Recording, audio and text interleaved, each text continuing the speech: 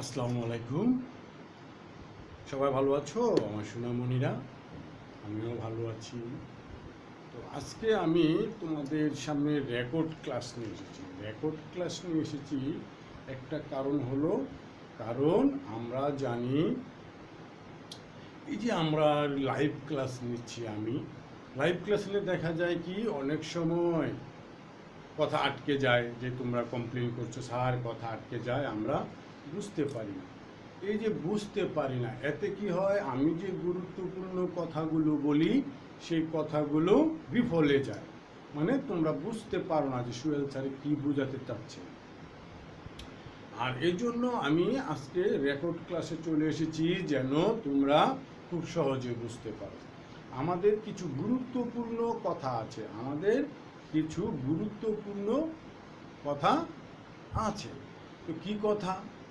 আমরা আগের ক্লাসে মানে আলোচনা করেছিলাম যে আমরা দ্বিতীয় সেমিস্টার শেষ করে ফেলেছি। তাহলে এখন কি আমরা স্যার বসে থাকবো? বসে থাকবো না, আমরা সামনের দিকে আগাবো, সামনের দিকে এগিয়ে যাব। তো সামনের দিকে এগুতে হলে আমরা এখন বলবো, এই নুসরাত এবং জান্নাত দাঁড়াও, বলো তো ভূমি বনজ সম্পদ কি? তখন তুমি কি করবে? স্যার স্যার একটু রিভিশন দেই, মনে নাই। এই যে মনে থাকে না আমাদের, এটা সবচেয়ে বড় একটা প্রবলেম। এটা কাদের প্রবলেম? যারা আমরা স্টুডেন্ট, আমাদের স্টুডেন্টদের জন্য এটা হলো সবচেয়ে বড় একটা প্রবলেম, যে মনে থাকে না। তো মনে রাখার জন্য আমাদের কৌশল হলো লিখা, মুখস্থ করে লিখতে হবে। তোমরা কি করো? দেখে দেখে আমাকে লিখে আমাকে হোমওয়ার্ক করে দেখো। আসলে হোমওয়ার্ক হলো না দেখে লেখা, বাড়ির কাজ না দেখে লেখা। আমি বারবার বলেছি যে তোমরা মুখস্থ করার পর অবশ্যই না দেখে লিখবে এবং বারবার লিখবে। লেখার সময় দেখা যায় কি, অনেক সময়ই লিখতে পারি না। তখন কি মনে হয় না যে আমরা এই লেখাটা পারি না, স্যার এই পড়াটা পারি না, ভুলে গেছি। কিন্তু লিখতে গেলেই দেখবে, তুমি যদি না দেখে লিখতে পারো তাহলে তোমার এটা সব সময় মনে থাকবে। বুঝতে পেরেছ? এবং কি প্রথমে কি করতে হবে? তোমাকে মনোযোগ দিয়ে রিডিং করতে হবে। মনে রাখতে গেলে প্রথমে এটা রিডিং করতে হবে, তারপরে আমরা মুখস্থ করব এবং কি মুখস্থ করার পর না দেখে লিখব। এই হলো কৌশল। তুমি না দেখে যদি মুখস্থ করার পর না দেখে বাসায় না লিখো, তাহলে এটা কোনো সময় তুমি বলতে পারবে না যে স্যার এটা পারি। আমরা করে মুখস্থ করি, স্যারে পড়া দিছে, স্যারে কালকে বকা দিবে, মুখস্থ করি। আসলে আমরা কি মুখস্থ করেছি আমরা নিজেরই জানি না। যেমন এখন আমরা পিছনের দিকে যদি যাই, কি আমাদের পিছনের পড়া মনে থাকবে না।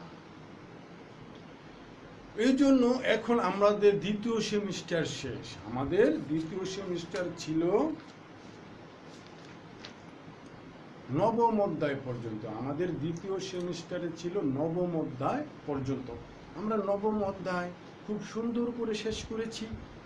আমরা নবম অধ্যায় এমন না যে স্যার বেশি বেশি পড়া দিয়ে আমাদের বই শেষ করে ফেলেছে, তাই না? না, আমরা অল্প অল্প পড়া দিয়েছি। প্রতিটা 4 লাইন 3 লাইন করে আমরা প্রতিদিন পড়া দিয়েও আমাদের বই দ্বিতীয় সেমিস্টার শেষ। এখন কি আমরা পিছনের দিকে যাব, আবার শুরু করব প্রথম থেকে? না, আমরা দ্বিতীয় সেমিস্টার আবার প্রথম থেকে শুরু করব না, আমরা সামনের দিকে যাব। দশম অধ্যায় আমরা তৃতীয় সেমিস্টার শুরু করে দিয়েছি। গতকালকের ক্লাসে তোমরা দেখেছো আমি তৃতীয় সেমিস্টার শুরু করে দিয়েছি। এই তৃতীয় সেমিস্টার শুরু করেছি, কিন্তু এর একটা আমাদের বেনিফিট আছে। আমরা সামনের দিকে এগোতে থাকি, আমরা প্রতিদিনের পড়া প্রতিদিন শিখে ফেলার চেষ্টা করব। এতে কি করে হয়? এতে কি হবে? এতে আমাদের উপকার হবে। কীরকম? আমরা এই যে প্রতিদিন আমরা অল্প অল্প পড়া দেবো, বেশি পড়া দেবো না, যেহেতু আমাদের দ্বিতীয় সেমিস্টার এখনো হয়নি পরীক্ষা, অথবা আমরা কেন শুধু শুধু তৃতীয় সেমিস্টারের দিকে যাব? বলো? এখন তো আবার পিছনের দিকেও যাওয়ার সুযোগ নেই। এই জন্য আমি যে 3-4 দিন যে আগের ক্লাসে আমি আলোচনা করেছিলাম যে আমরা সামনের দিকে পড়বো আর হোমওয়ার্ক করব পিছন থেকে। হোমওয়ার্ক করব পিছন থেকে। কেন?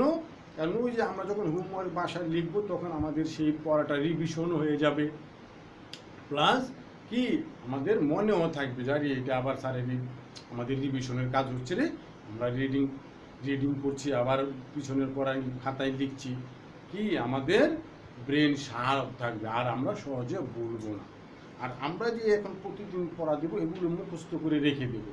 আর যারা ভালো স্টুডেন্ট, সেরা স্টুডেন্ট, তোমরা অবশ্যই সেগুলো বাসায় লিখে রাখবে, সেগুলো অবশ্যই বাসায় লিখবে। আমি বলবো না যে লিখো তোমরা, কারণ আমি বললে তোমাদের আব্বু আম্মু বলবি যে সুয়েল স্যারে বেশি বেশি পড়া দেয়, সুয়েল স্যারে আমার বাচ্চারা পারে না, এত পড়া দিলে আমার বাচ্চারা পড়বে কখন, খাবে কখন, ঘুমাবে কখন, এগুলো আব্বু আম্মুরা বলে আমার নামে, তাই না?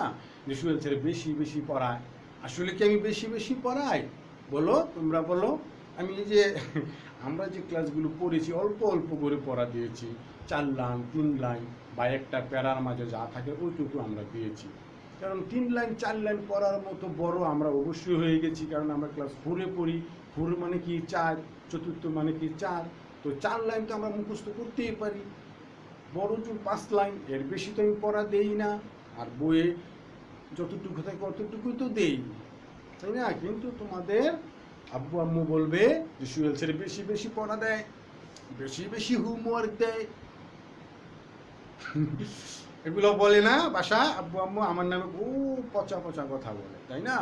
সুয়েল স্যারে ভালো না, সুয়েল স্যারে আমার কঠিন পড়া, বেশি বেশি পড়া দেয়। আমরা কিন্তু আসলে বেশি বেশি পড়া দেই না। আমি জানি যে তোমরা সুয়েল স্যার সম্পর্কে জানো, সুয়েল স্যার কি তোমাদেরকে কী করে অনেক অনেক আই লাভ ইউ করে, তোমাদেরকে অনেক অনেক ভালোবাসে। আর এই জন্য আমি কি বেশি পড়া দেই? বেশি পড়া দেয়। আব্বু আম্মু মিথ্যা কথা বলে, জানে যাতে তোমরা ভালো সেরা স্টুডেন্ট না হতে পারো, সেই জন্য আব্বু আম্মু বলে সুয়েল স্যারের বেশি বেশি পড়া না। আমি কখনোই তোমাদের জন্য কঠিন হবে, তোমাদের জন্য বোঝা হয়ে যাবে এইরকম পড়া আমি দেব না। কারণ আমি তো তোমাদের মতো ছোট ছিলাম, আমিও তো জানি কতটুকু কঠিন, কোনটা আমার জন্য কঠিন হবে, কোনটা আমার জন্য সহজ হবে। আমি কি বুঝি না? বুঝি, কিন্তু আব্বু আম্মু বুঝে না। তাহলে আমরা গতকালকের ক্লাসে আলোচনা করেছিলাম আবহাওয়া,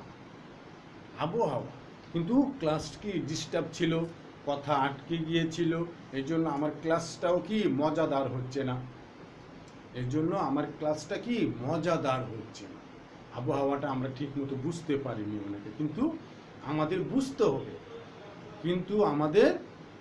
বুঝতে হবে। পড়ার আমরা না বুঝে যতই মুখস্থ করি কোনো কাজে আসবে না মামুনি, মা বাবারা, কোনো কাজে আসবে না। ঠিক আছে?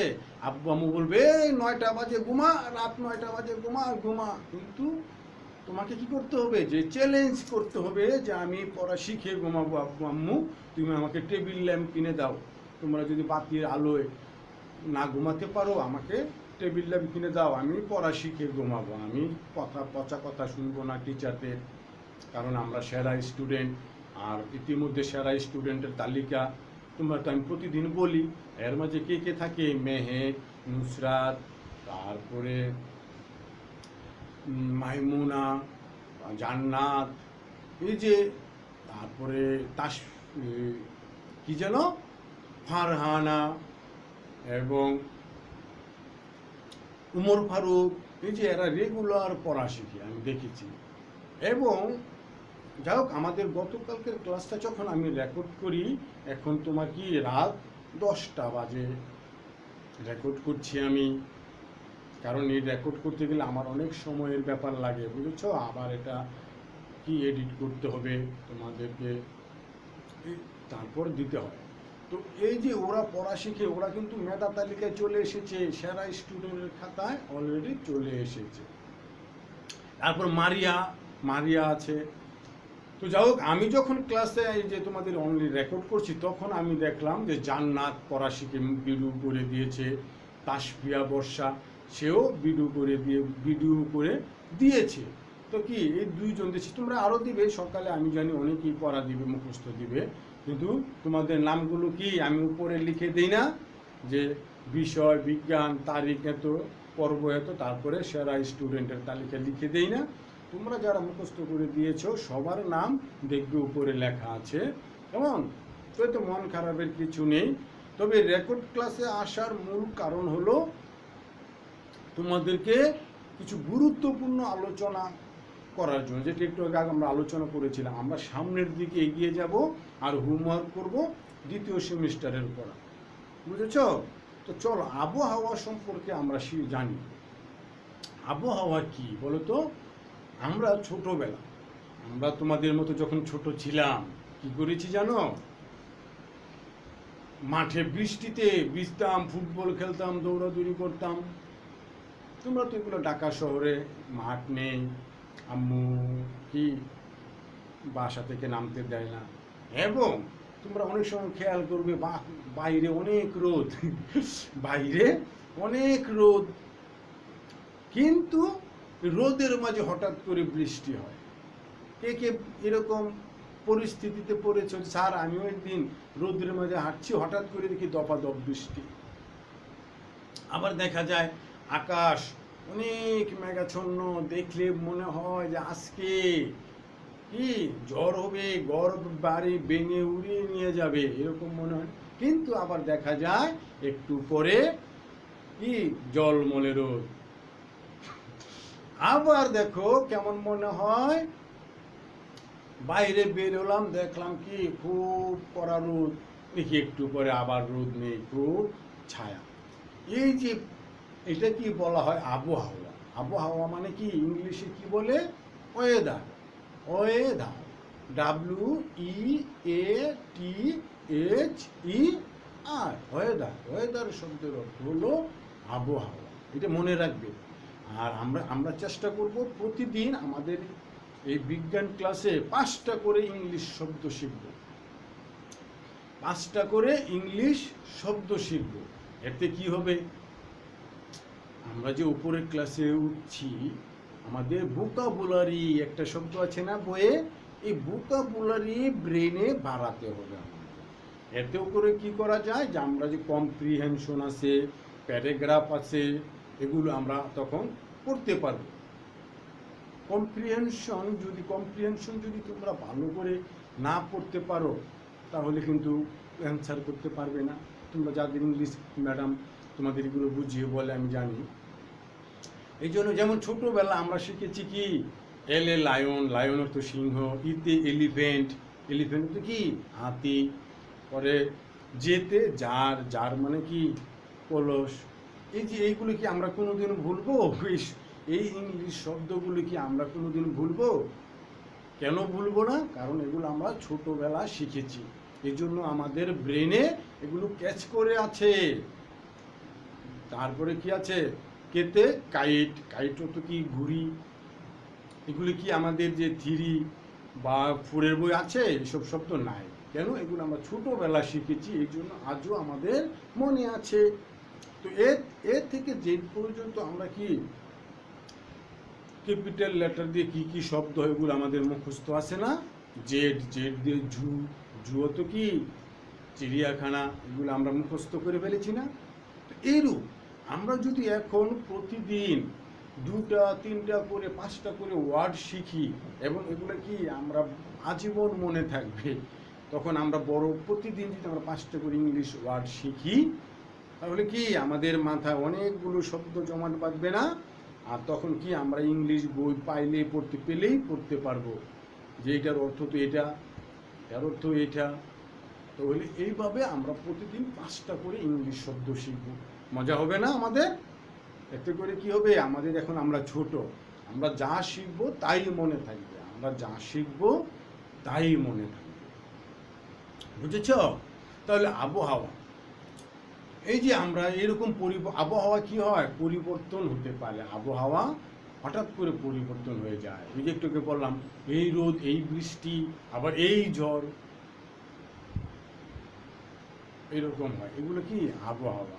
আবার দেখা যায় খুব গরম বাতাস, আবার দেখা যায় একটু করে শীতল বাতাস, এগুলো কি আবহাওয়া।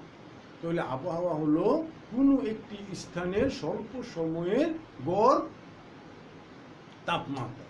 আবহাওয়া হলো কোনো একটি স্থানে স্বল্প সময়ের জন্য কি বায়ুমণ্ডলীয় অবস্থা। বায়ুমণ্ডল, মণ্ডল মানে কি মণ্ডল, মণ্ডল মানে একটা বিশাল এলাকা জুড়ে, পৃথিবীর মতো একটা শব্দ। মণ্ডল শব্দের অর্থ পৃথিবী, মানে বিশাল একটা এলাকা জুড়ে। আর বায়ু, বাতাস, বায়ুমণ্ডল, বাতাস যতটুকু এলাকায় ছড়িয়ে ছিটিয়ে থাকে। তো বাতাসটা আমরা জানি এই আকাশ থেকে এই পৃথিবী মাটি পর্যন্ত, ভূপৃষ্ঠ পর্যন্ত কি বাতাস থাকে, বায়ু থাকে। তো এই যে বায়ু যত দূর যেখানে যেখানে পৌঁছতে পারে, ওইটুকু, ওগুলি হলো, ওই স্থানটুকু হলো বায়ুমণ্ডল। বায়ুমণ্ডল তো এখন বুঝতে পেরেছো যে বায়ু যত দূর পর্যন্ত প্রবেশ করতে পারে কি, তাই ওইটুকু হলো বায়ুমণ্ডল। তো বায়ুমণ্ডলের এলাকা, বায়ুর এলাকা, বায়ুর পৃথিবী। বুঝেছো না? তারপরে দেখো আমরা কি বলেছিলাম, যে আবহাওয়া হলো কোনো একটি স্থানের গড়, কোনো একটি স্থানের স্বল্প সময়ের জন্য বায়ুমণ্ডলীয় অবস্থা। তাহলে এইটুকু তো বুঝতে পেরেছো। এখন তো আর কথা আটকায় না, ক্লিয়ার শোনা যায়। তো চলো আমরা বইয়ে কি লিখেছে এবার আবহাওয়া সম্পর্কে আমরা ধারণা করব। বইয়ে কি লিখেছে? বইয়ে লিখেছে যে আবহাওয়ার পূর্বাভাসে বলা হয় বৃষ্টিপাতের পরিমাণ বাড়তে পারে। আমরা টিভিতে খবর দেখি না?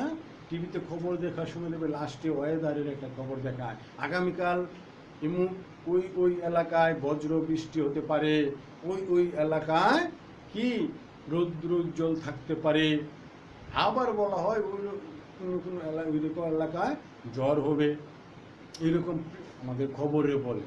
তাহলে আবহাওয়া কি এক এক জায়গায় এক এক রকম হতে পারে। তারপর দেখো তোমাদের দাদু বাড়ি, নানু বাড়ি যাদের গ্রামে, দাদু বাড়ি, নানু বাড়ি যাদের গ্রামে আছে, কি ওইখানে গেলে একরকম আবহাওয়া। যেমন আমরা যদি দাদু বাড়ি, নানু বাড়িতে 10-12 দিন থাকি, চেহারা কালো হয়ে যায়, চেহারা কালো হয়ে যায়, শুকিয়ে যায়। এরকম কেন হয়? ওই যে আবহাওয়ার কারণে হয়, যে ওইখানের আবহাওয়া ভালো না। বুঝেছো? তাহলে আবহাওয়া কি বলেছে, যে বৃষ্টিপাতের পরিমাণ বাড়তে পারে, আবার হালকা কুয়াশা থাকতে পারে, এগুলো খবরে আমরা শুনতে পাই। তাপমাত্রা কোনো পরিবর্তন হবে না। এবং আবহাওয়া হলো প্রতিদিনের আকাশ ও বায়ুমণ্ডলের অবস্থায়, যে একটু আগে আলোচনা করেছি। আবহাওয়া হলো প্রতিদিনের আকাশ ও বায়ুমণ্ডলের অবস্থা। যেমন কোন দিনের আকাশ থাকতে পারে রৌদ্রোজ্জ্বল মেঘা, যেমন কোন দিনের আকাশ থাকতে পারে রৌদ্রোজ্জ্বল বা মেঘাচ্ছন্ন, বাতাস হতে পারে গরম বা ঠান্ডা। এটা ছিল আমাদের গতকালকের পর। আমরা আজকে কি পড়ব? পৃষ্ঠা 69, 6-9, 69 বের করো সবাই। দেখো উপরে লেখা আছে বায়ুর উপাদান, উপরে লেখা আছে বায়ুর উপাদান। তো বায়ুর উপাদান কি? বাতাসের মধ্যে কি কি উপাদান থাকতে পারে? আমরা কোনো জায়গায় আবহাওয়া, আকাশের অবস্থা, বায়ুর তাপমাত্রা, আকাশের অবস্থা অনেক রকম থাকতে পারে। ওই যে বললাম একটু আগে, যে আকাশ মেঘাচ্ছন্ন অন্ধকার থাকতে পারে, মেঘে কালো হয়ে যেতে পারে। আবার আকাশ নীল রঙের হতে পারে, নীল রঙের আকাশ, নীল না সবুজ, আকাশ নীল হতে পারে। আবার জলমলে রোদ থাকতে পারে। এইটা বলা হয় আকাশের অবস্থা। বায়ুর তাপমাত্রা, বায়ুর তাপমাত্রা মানে কি? বাতাসের তাপমাত্রা আছে না? যেমন কি ছাদে উঠলে কি ঠান্ডা বাতাস, আবার নিচে গেলে দেখা যায় গরম বাতাস, আবার ছাদে উঠলেও মনে হয় গরম বাতাস, আবার মাঠে গেলে মনে হয় ঠান্ডা বাতাস।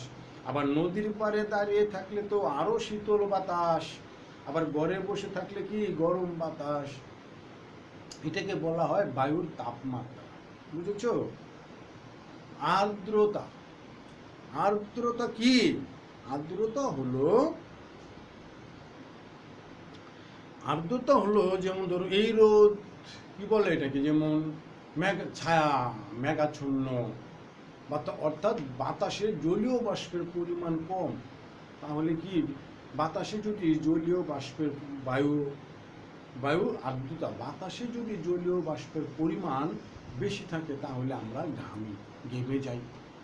আবার জলীয় বাষ্পের পরিমাণ যদি কম থাকে তাহলে আমরা কি আমাদের শরীর শুষ্ক থাকে, ঘামি না। এটা হলো বায়ুর আর্দ্রতা, বুঝেছ? বায়ু প্রবাহ, প্রবাহ মানে কি? আমরা আগের ক্লাসে, অনেক আগে কয়েকদিনের ক্লাসে প্রবাহ মানে গতিবেগ, গতি, খুব গতি বাতাসে। বায়ু মানে কি? বাতাস, তো বাতাসের গতি থাকে না? কি জ্বর আসলে কি আমাদের উড়িয়ে নিয়ে যায় না? আমরা দৌড়ে ঘরের ভিতরে লুকিয়ে থাকি। আবার দেখা যায় হালকা বাতাস, আবার অনেক প্রচন্ড জোরে বাতাস আসে। এটাকে বলা হয় বায়ুর প্রবাহ। বৃষ্টিপাত দ্বারা প্রকাশ, বৃষ্টিপাত হয় না? বৃষ্টিপাত আলোচনা করেছি যে আজকের আকাশে বৃষ্টিপাতে তোমরা দেখো বৃষ্টিপাত হয়, আবহাওয়া হলে বৃষ্টিপাতের কি বোঝাবো? যে বৃষ্টি হয়, ঝপাঝপ বৃষ্টি। এইবার দেখো, তাহলে আমরা পেয়েছি কি বায়ুর উপাদান 5টি। লিখে রাখো, বায়ুর উপাদান 5টি। কি কি? আকাশের অবস্থা, বায়ুর তাপমাত্রা, আর্দ্রতা, বায়ু প্রবাহ ও বৃষ্টিপাত। এইটুকু কিন্তু আমাদের কাজে লাগবে, পরীক্ষায় আসতে পারে। বায়ুর উপাদান কয়টি লিখো। তখন আমাদের এই 5টি আমরা লিখবো, বায়ুর উপাদান 5টি করে 1 2 3 4 5 দিয়ে 5টা লিখব। এবার দেখো আকাশের অবস্থা আমরা চলো করি। আকাশের অবস্থা, সংবাদ মাধ্যমের আবহাওয়ায় পূর্বাভাস থেকে বা ইন্টারনেটে আমরা আবহাওয়ার বিভিন্ন ধরনের তথ্য জানতে পারি। কি বলেছে? সংবাদ মাধ্যমে আবহাওয়ার পূর্বাভাস থেকে বা ইন্টারনেটে আমরা আবহাওয়া বিভিন্ন ধরনের তথ্য জানতে পারি। আবহাওয়া বিভিন্ন অবস্থা বোঝানোর জন্য বাংলাদেশের আবহাওয়া অফিস বিভিন্ন প্রতীক ব্যবহার করে। আমরা টিভিতে খেয়াল করেছো, তোমরা তো অবশ্যই খবর দেখো না? আব্বু আম্মুরা খবর দেখে, আবহাওয়ার খবর দেখলে দেখবে যখন এই যে কি বলে ঝড় তুফান হয়, তখন টিভিতে আমরা সবাই চেয়ে থাকি। তখন কি এইরকম দেখো বই দেখেছো, এইরকম ছবিগুলো কি দেওয়া থাকে। তখন কি বুঝি? এরকম ছবি বা প্রতীক চিহ্ন, এরকম প্রতীক চিহ্ন থাকলে আমাদের বুঝতে হবে কি রৌদ্র উজ্জ্বল, অর্থাৎ আগামীকাল রোদ থাকতে পারে। আবার যদি এইরকম থাকে তাহলে বুঝতে হবে কি আংশিক মেঘাচ্ছন্ন থাকবে। বর্ষণ মুখর, কি দেখেছ কিরকম প্রতীক? এইরকম প্রতীক ব্যবহার করলে বোঝা যাবে যে খুব বৃষ্টি হবে। এবং বজ্র বৃষ্টি হলে বোঝা যাবে যে এইরকম চিহ্ন থাকবে। আমরা যারা নদী পথে চলাচল করি তারা এইসব চিহ্ন খুব মনে রাখে, খুব ব্যবহার করে। কেন? যে এইসব চিহ্নগুলো তাদের চলাচলে সহযোগিতা করে। যদি দেখে যে বর্ষণ হবে তাহলে কেউ বাড়ি থেকে বের হয় না, কোথাও বেড়াতে দূরে, বরিশাল, তারপরে কি বলে পটুয়াখালী উত্তরাঞ্চল, ওদিকে বেড়াতে, অনেক দূরে কেউ বেড়াতে যায় না যে কালকে ঝড় হবে রে, কেউ বাড়ি থেকে বের হোস নে। এগুলো আমরা। বাংলাদেশে গ্রীষ্মকালে বজ্র বৃষ্টি, বর্ষাকালে বৃষ্টি, শীতকালে কুয়াশা এবং শুকনো মৌসুমে আবছা বা ধুলাময় অবস্থা একটি সাধারণ রকম। কি বলছে? বাংলাদেশে গ্রীষ্মকালে বজ্র বৃষ্টি, বর্ষাকালে বৃষ্টি, শীতকালে কুয়াশা। তো বর্ষাকালে তো বৃষ্টি হবেই। এই যে এখন কি বর্ষাকাল, আষাঢ় শ্রাবণ মাস, আষাঢ় মাস শেষ, এখন কি মাস? শ্রাবণ মাস। এই যে শ্রাবণ মাসে বৃষ্টি হচ্ছে না, কি বিকেলে বৃষ্টি হয়, সকালে হয়, আবার সারা রাত বৃষ্টি হয়। সাবধান, হুঁশিয়ার। কেন? এই যে যারা নানু বাড়ি দাদু বাড়িতে বেড়াতে গিয়েছো, যে আমরা স্যার আমি তো দাদু বাড়িতে আসছি, নানু বাড়িতে আসছি, মামা বাড়িতে আসছি, চাচা বাড়িতে আসছি, খালার বাড়িতে আসছি গ্রামে। সেই গ্রামে পুকুর আছে, নদী আছে বাড়ির আশেপাশে। পানি, এখন বর্ষা মৌসুম, শ্রাবণের মাস, প্রচুর বৃষ্টি হবে, নতুন পানি আসবে। সেই পানিতে গিয়ে ভুলেও যাবে না গোসল করতে, ভুলেও যাবে না। কারণ তুমি যদি সাঁতার কাটতে না পারো, তাহলে এখন কি ওই যে নতুন পানি আসবে, পিচ্ছিল হয়ে যাবে, সেই পিচ্ছিলে দপাস করে পড়ে যাবে। অতএব তোমার যে নানু বাড়ি, মামা বাড়ি, তোমার মামাতো ভাই, তারপরে প্রতিবেশীর বলবে হ্যাঁ চল আমরা নদীতে গোসল করতে যাই, ভুলেও যাবে না, বুঝছো? কখনোই যাবে না, খুব সাবধান থাকবে। এইবার অতি উৎসাহী হওয়া যাবে না, বুঝেছ? তাহলে আমরা খুব সাবধানে থাকবো। এখন কি মাস? শ্রাবণ মাস। এই নতুন পানির থেকে আমরা দূরে থাকবো, কেমন নিজেকে কি নিরাপদে রাখবো। তো শীতকালে তো কুয়াশা থাকে, এটা তো তোমরা জানো, আমিও জানি, তোমার আব্বু আম্মু জানে, তোমার ছোট্ট ভাইয়া জানে। শীতকালে কুয়াশা কি, ঘাসের উপর যখন কুয়াশা পড়ে, আমরা এইভাবে এইভাবে পা দিয়ে কুয়াশা কি উপরে পা দিয়ে ঘষা মাজা করি, খুব ভালো লাগে না? খুব ভালো লাগে। শুকনো মৌসুমে আবসা ও ধুলাময় অবস্থা হচ্ছে সাধারণ। শুকনো মৌসুমে কি, এই যে রাস্তাঘাটে যখন শুকনো মৌসুমে আমরা স্কুলে আসি, হঠাৎ করে যখন বাতাস আসে, নাক মুখ ধুলোয় ভরে যায় না? এই বলো নুসরাত, তুমি বলো মেহেক, কি এই যে মাঝে মাঝে রাস্তা হঠাৎ করে যখন বাতাস আসে ধুলায় ভরে যায় না আমাদের নাক মুখ শরীর?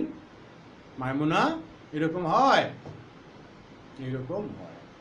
তাহলে জান্নাত কি এরকম বালুর মাঝে পড়েছো? ওমর ফারুক, তুমিও পড়েছো না? বালু, প্রচুর বালু। আবার যে মাঠে আমরা খেলাধুলা করি, দেখা যায় কাগজ উড়ে, কি সুন্দর কাগজ উড়ে, আকাশে অনেক অনেক কাগজ উড়ে, তুফান বাতাস গুরুন টিপকে, এগুলো আমরা শিখবো, সামনে আমাদের থাকবে। তাহলে আগামীকালকের পড়া হলো আবহাওয়ার উপাদান কয়টি? আমরা শিখেছি আবহাওয়ার উপাদান 5টি। আকাশের অবস্থা, বায়ুর তাপমাত্রা, আর্দ্রতা, বায়ু প্রবাহ ও বৃষ্টিপাত এবং আকাশের অবস্থা। তাহলে এই কালকে আমাদের পড়া, আগামীকালকের পড়া আকাশের আবহাওয়ার উপাদান এবং আকাশের অবস্থা। এই কয়টা অল্প পড়া, বায়ুর উপাদান, আবহাওয়ার উপাদান 5টি আমরা লিখবো। তারপরে আকাশের অবস্থা আমরা মুখস্থ করবে। আমি বলবো যে আমি অবশ্যই বলবো মুখস্থ করে বাসায় লিখবে, অবশ্যই মুখস্থ করে বাসায় লিখবে। বাসায় লিখলে কি হয়, আমি আগেও বলেছি মুখস্থ করে লিখবে। এখন আমি আবার বলবে স্যারে বলেছে বেশি বেশি পড়া দেয়, স্যারে কঠিন করে পড়া দেয়, এরকম কান্না করবে।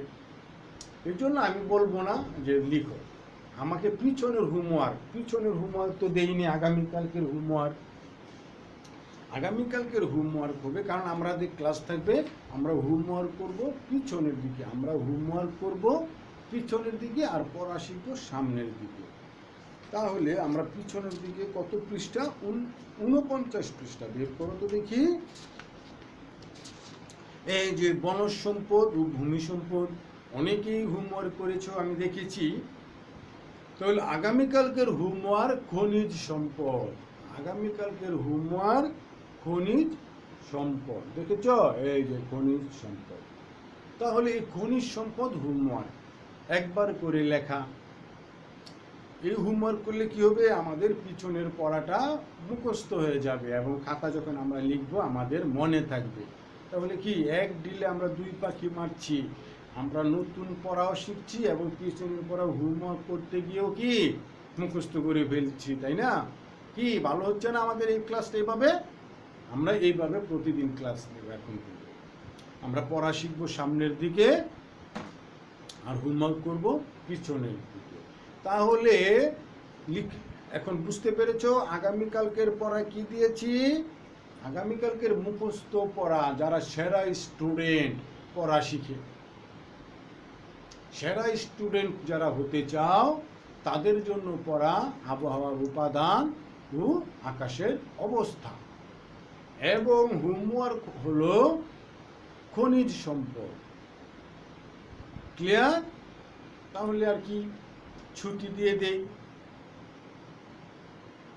আর তোমরা যে আমাকে খুব মিস করো, আমি যে গতকাল একদিন ক্লাসে আসিনি, তোমরা নাকি খুব অপেক্ষা করেছিলে, স্যার আসে না কেন, স্যার কখন আসবে, তোমরা নাকি মোবাইল নিয়ে বসেছিলে এবং তোমাদের আম্মুকে বারবার বিরক্ত করেছো, তাড়াতাড়ি মোবাইলে যাও, সুয়েল স্যারে দেখো ক্লাস আসছে কিনা। আমার খুব ভালো লাগে, বুঝেছো, যে তোমরা আমাকে খুব মিস করো, আমার ক্লাসগুলোকে মিস করো, আমার খুব ভালো লাগে। আমিও তোমাদেরকে খুব মিস করি, যে তোমাদেরকে দেখি না, তোমাদের সাথে আড্ডা দিতে পারি না। আমি অনেক নতুন নতুন গান করেছি, নায়ক হয়েছি, তোমাদেরকে তো দেখাতে পারি না,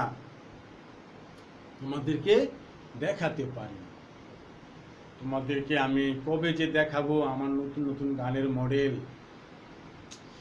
তো যাই হোক, আমাদের স্কুলটা যেন তাড়াতাড়ি খুলে দেয়, আমরা সবাই শুয়ে শুয়ে দোয়া করব। বাড়িতে আব্বু আম্মু বকা দেয়, আম্মু ভাইয়া বকা দেয়, আব্বু বকা দেয়, ভালো লাগে না, অশান্তি লাগে, অসহ্য লাগে, আমি জানি। কিন্তু স্কুল খুললে কি হয়, বন্ধু থাকে, অনেকগুলো বন্ধুদের সাথে আড্ডা দিতে পারি, রাস্তা দিয়ে দৌড় দিতে পারি, সুয়েল স্যারে দেখলে বকা দিবে, আবার দৌড়ে লুকিয়ে থাকতে পারি। স্কুল হলো মজার জীবন, স্কুল লাইফ খুব মজার জীবন, বুঝেছো? তোমাদের সময় থাকতে তো আমি আরো দুষ্ট ছিলাম, অনেক দুষ্ট ছিলাম তোমাদের সময়, তোমাদের বয়সে যখন ছিলাম। হ্যাঁ, এখন তো আর তোমরা ওই রকম দুষ্টুমি করতে পারো না, কারণ আমাদের স্কুলে চতুর্দিকে আটকানো, গেটে পুলিশ থাকে, বের হওয়া যায় না।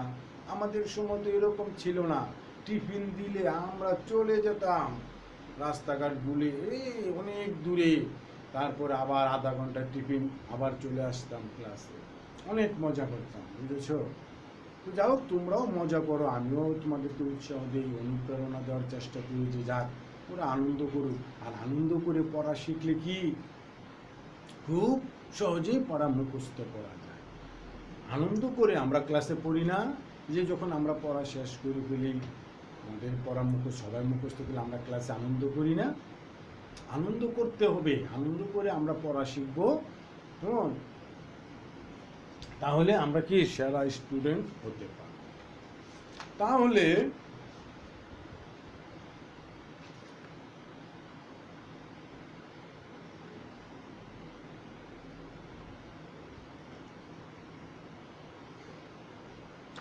এই পর্যন্তই না, ছুটি দিয়ে দেই। আল্লাহ হাফিজ, সবাই ভালো থাকো।